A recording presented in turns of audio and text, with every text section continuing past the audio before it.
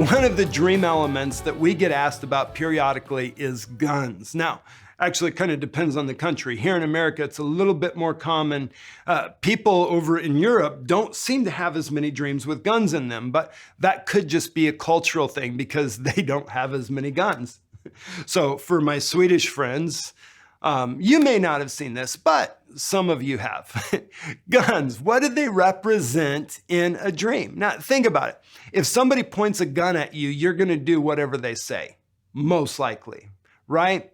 A gun talks about using authority. It's an authority issue. And so a gun represents having authority and paying attention to how the gun is being used. And John Paul talks about a dream where he's at a shootout and he goes to fire his gun and the bullet comes out and it just drops onto the ground as he fires it.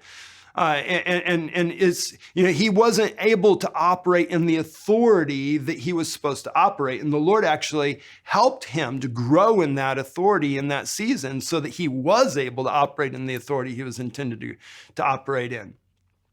But some of you have had dreams where you've had people shooting at you, and it's other people using their authority. It could be spiritual authority, it could be natural authority, it could be a boss using their authority, or a governmental leader using authority that's using their authority to harm or to help. So the context of the dream is very, very important.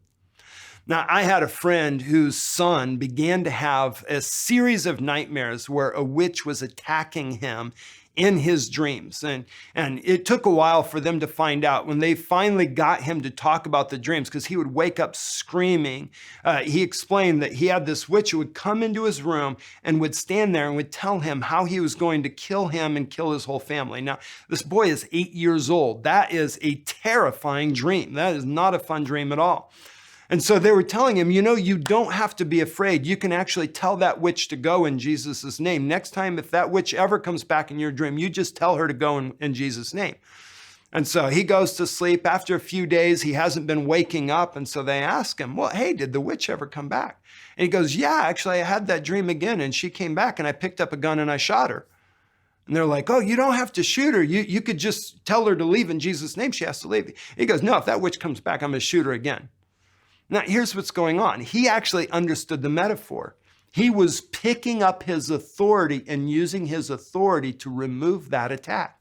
And the thing is, he never had that dream again. That attack, that spiritual attack that was coming ended in that moment because he picked up his authority and he used it in the right way. So you always want to make sure if you've got a gun that you're using it in the right way, because that's your authority, and how you use your authority determines the level of authority that you carry in the future. That's a message for another time. Guns and dreams, another interesting dream element.